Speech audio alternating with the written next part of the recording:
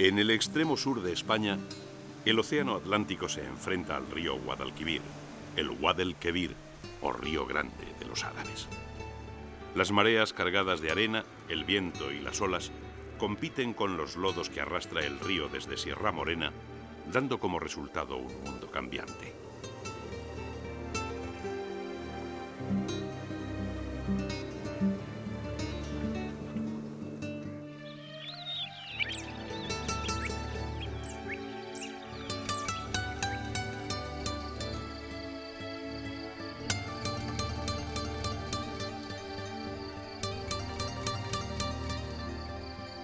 Este universo biológico de distintos complejos ambientales es desde 1969 el Parque Nacional de Doñana, un refugio para las aves migratorias de toda Europa.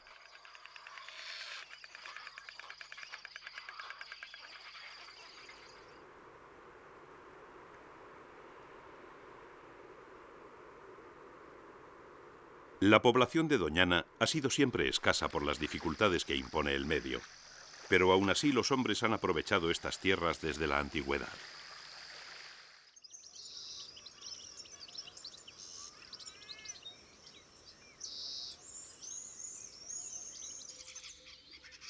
Durante siglos fue un excelente terreno de caza para los nobles españoles, desde Alfonso X el Sabio, allá por el año 1262, hasta el rey Alfonso XIII.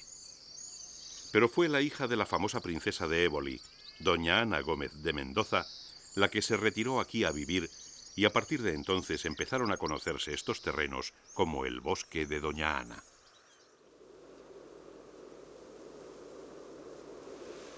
Desde los primeros tiempos de ocupación, el hombre aprovechó este medio natural para sobrevivir, lo que dio lugar al desarrollo de diferentes artes y oficios. Carboneros, piñoneros, recolectores de huevos de focha y apicultores han desaparecido de Doñana, pero otros, sin embargo, aún perduran. Los coquineros continúan utilizando un antiquísimo medio tradicional para recoger las coquinas, pequeños bivalvos que viven en la arena. Caminando de espaldas, revuelven el fondo con los pies, desenterrando las coquinas que entran en el rastrillo y la red que los pescadores arrastran atados a la cintura.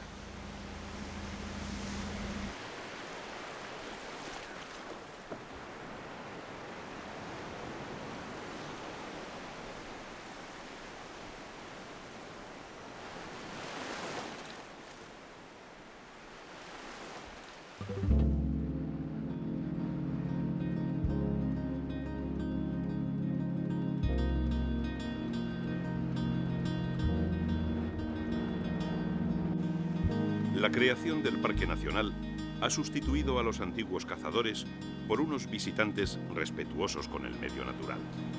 Más de 250.000 turistas visitan anualmente Doñana, aportando unos ingresos que revierten en el cuidado y conservación del área protegida.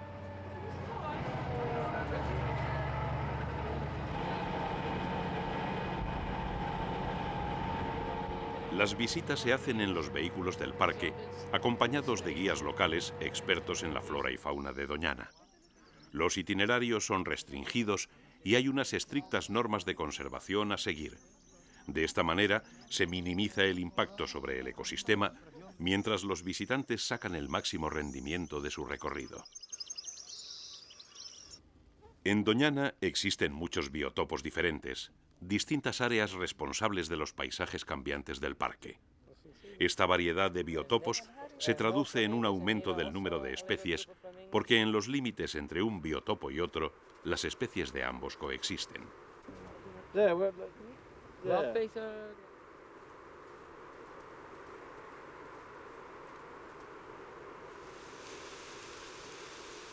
Toda esta diversidad ambiental se debe en sus orígenes a la lucha entre el Océano Atlántico y las tierras que baña el río Guadalquivir.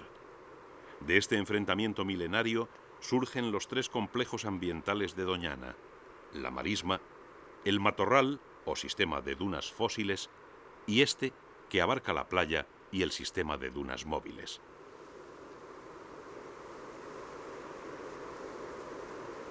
La marea saca a la playa arena y conchas que el viento oceánico empuja hacia el interior. Cuando la arena topa con alguna planta, se empieza a formar una duna. Luego la planta enterrada muere y la duna comienza a moverse hacia el interior.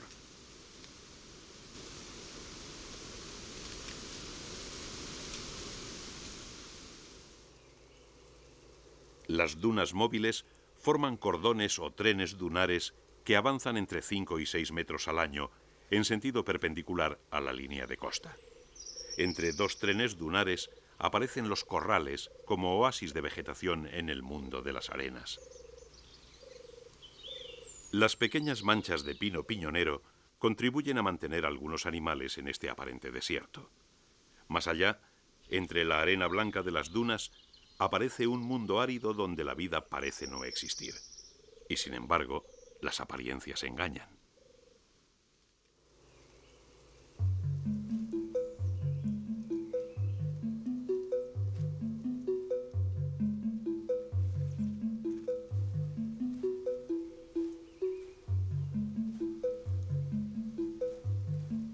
La elevada insolación del sur de España aumenta la temperatura del suelo de las dunas. Los reptiles y anfibios, animales de sangre fría, aprovechan la circunstancia para poner en marcha su arcaico metabolismo, por lo que es frecuente encontrarlos entre las arenas blancas. El calor que favorece a los animales de sangre fría supone, sin embargo, un freno para los mamíferos, por lo que son pocos los que se adentran entre las dunas en las horas de luz. Pero al anochecer, la cosa cambia. Infinidad de huellas demuestran que durante la noche los cazadores han andado al acecho o simplemente han atravesado las arenas para adentrarse en alguno de los corrales o más allá en el feraz mundo del matorral o la marisma.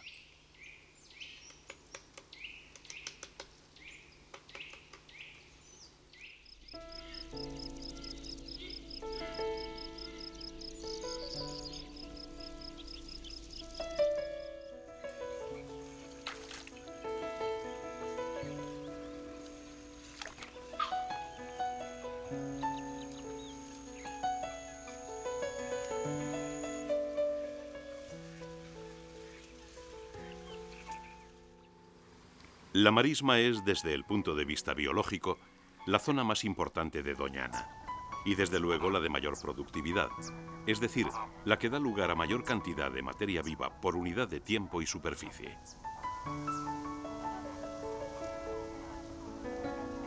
El suelo de la marisma está formado por sedimentos arcillosos, de modo que las lluvias y desbordamientos de los cauces cercanos la inundan todos los años entre otoño y primavera.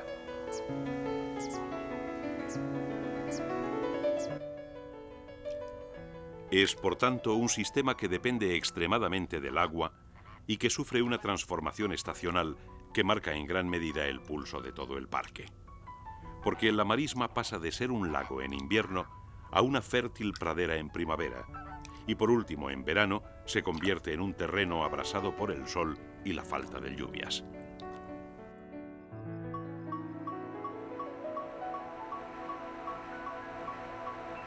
El agua es, de una u otra forma, la sangre vital de Doñana y, por tanto, su talón de Aquiles. Un urbanismo creciente que extrae agua de los acuíferos y los vertidos a los ríos de los que se nutre la marisma amenazan la conservación del parque nacional más importante de Europa. Vida y muerte se resumen así en una palabra: agua.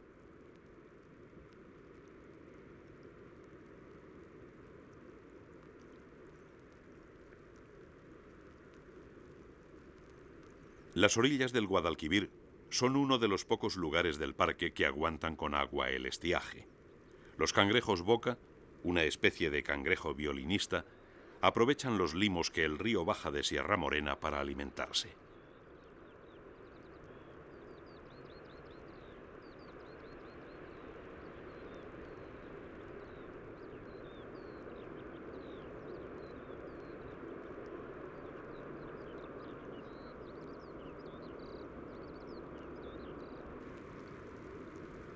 Aunque son más propios de un manglar, los cangrejos violinistas han colonizado estas orillas multiplicándose por millares.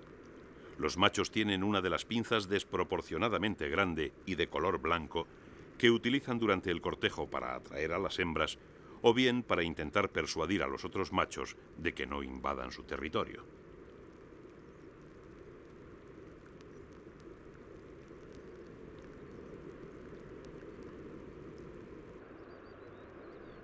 La enorme pinza blanca es una herramienta útil en la fatigosa tarea del romance y la vigilancia del territorio, pero es la otra, la más pequeña y funcional, la que les sirve para alimentarse y construir los agujeros donde viven.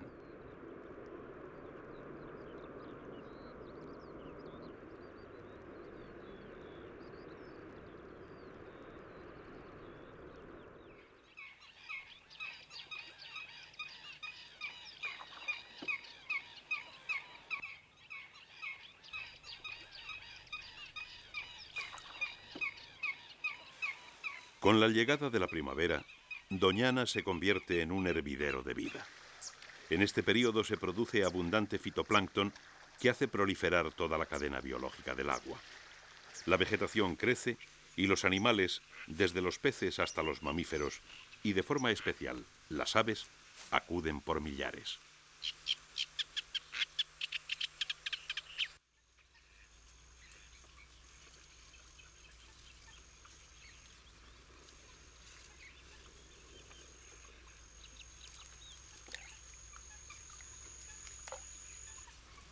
Es la época en la que hay más y mejor alimento y las aves la aprovechan para traer al mundo a sus pollos que ganan fuerza y peso rápidamente.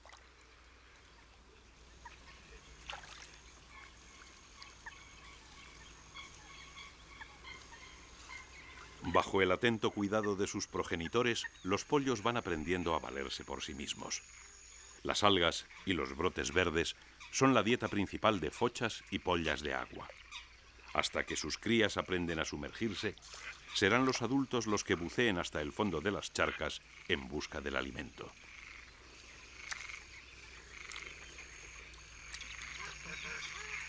Durante la época de aprendizaje, los pollos de Calamón deberán aprender a utilizar con precisión sus patas de largos dedos. Los calamones se alimentan también de tallos tiernos, pero para hacerlo no bucean, sino que se valen de su poderoso pico y de sus patas prensiles.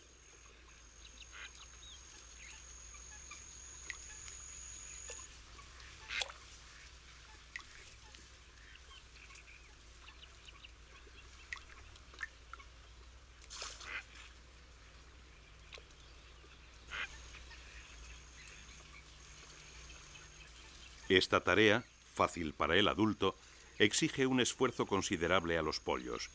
No solo hay que aprender a utilizar las patas, sino que además hay que saber elegir y seccionar los tallos jóvenes.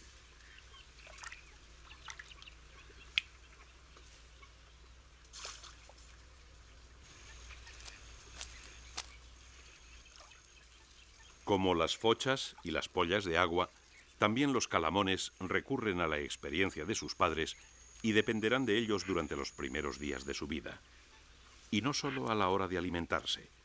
También de ellos aprenderán cómo y dónde esconderse de los depredadores del cielo de la marisma.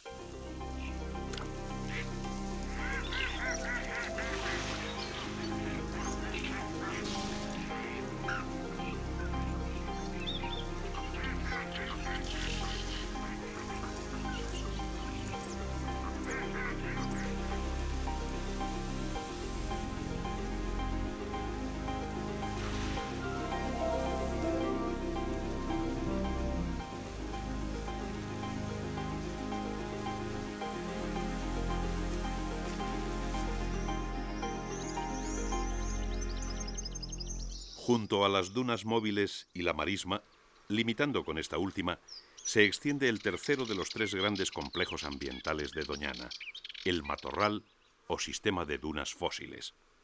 Sobre dunas muertas, ya estabilizadas, un terreno arenoso ligeramente ondulado da origen a una vegetación chaparra y densa denominada coto o monte bajo. Es menos llamativa que la marisma, pero en su interior se esconde uno de los mayores tesoros del parque.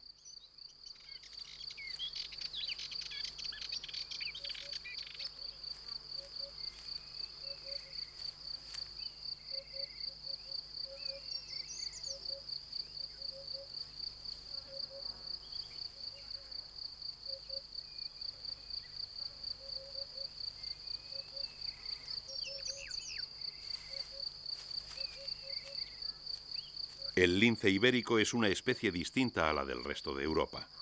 Es más pequeño que aquel, sus patillas son mayores y las motas de su pelo son más pequeñas, aunque más numerosas.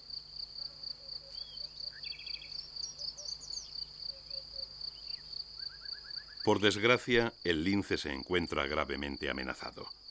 La pérdida de su hábitat, la mixomatosis y la neumonía hemorrágica vírica que diezman las poblaciones de conejos, los cepos, los venenos y la caza furtiva han reducido su población a alrededor de 400 ejemplares que se refugian tímidamente en el suroeste de la península.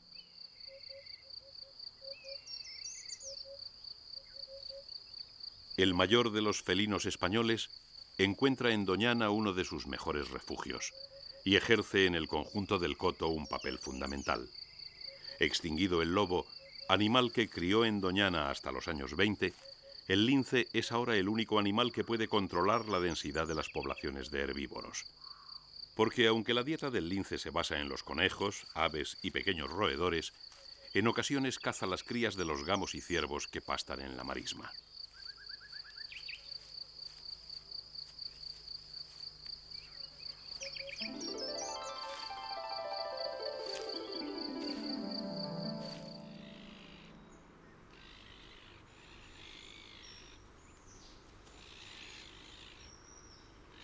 El lince no es el único cazador del coto. El meloncillo recorre el matorral durante las horas del día en busca de pequeños mamíferos, aves, reptiles y anfibios, e incluso distintos invertebrados.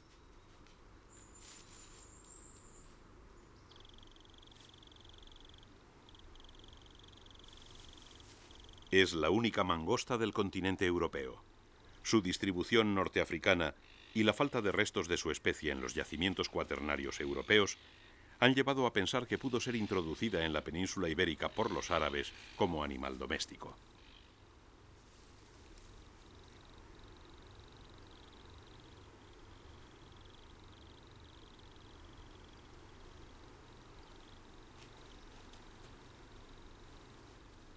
Los sentidos extraordinariamente desarrollados del meloncillo lo convierten en un eficaz cazador. Tal vez por ello lo utilizaron los árabes como mascota que les librara de serpientes, ratones y ratas.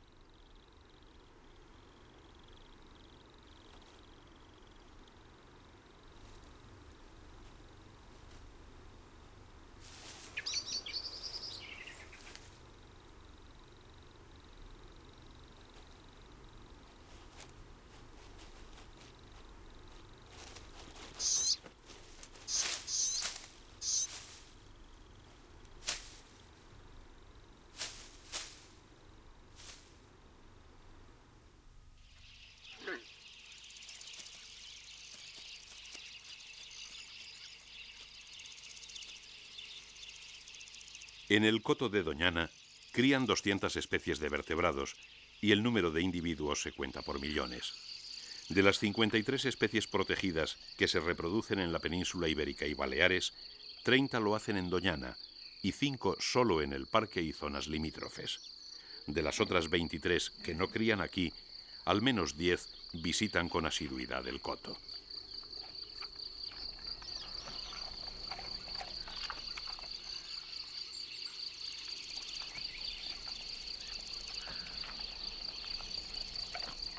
Esta riqueza zoológica se debe a tres factores principales: En primer lugar, Doñana ha estado históricamente aislada y el hombre apenas hizo mella en sus tierras.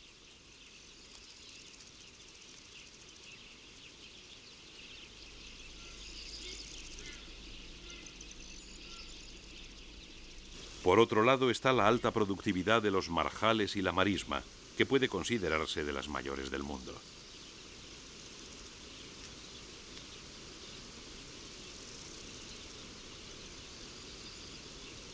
Y por último, influye de manera decisiva su situación entre el continente europeo y el africano.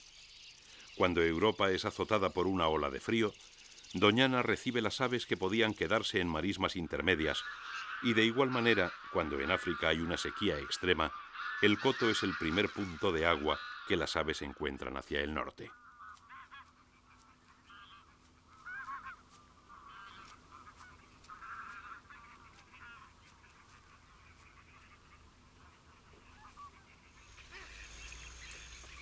Esto atrae a la marisma de Doñana animales tan escasos como el ánsar campestre, la focha cornuda o el morito, el único ibis europeo.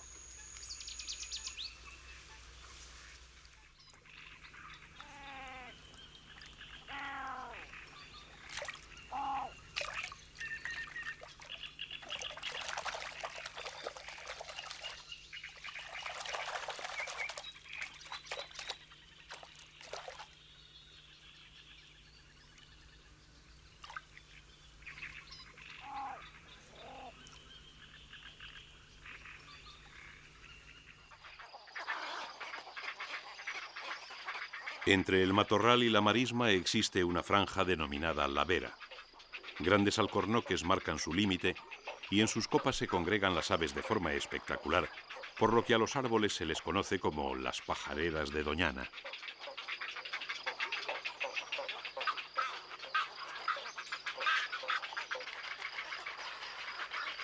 En esta ruidosa colonia de cría anidan cerca de 400 parejas de espátulas, 100 parejas de garzas reales, 800 de garcetas y más de 2000 parejas de espulgabueyes.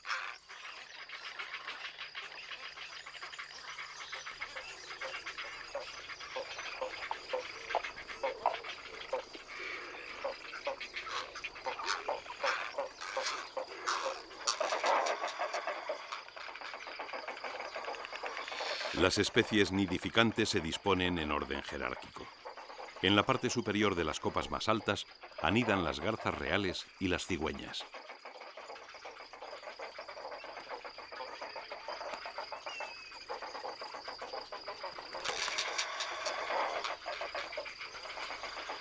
Por debajo, en cotas inferiores, hacen los nidos las espátulas y a continuación las garcillas bueyeras y las garcetas. Incluso las rapaces parecen hacer una tregua y anidan o descansan en este desconcertante centro de maternidad.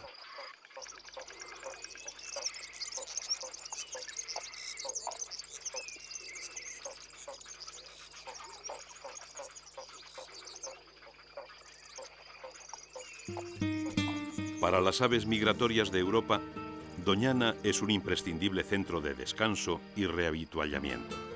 Para los científicos y naturalistas, una pieza clave en la naturaleza europea.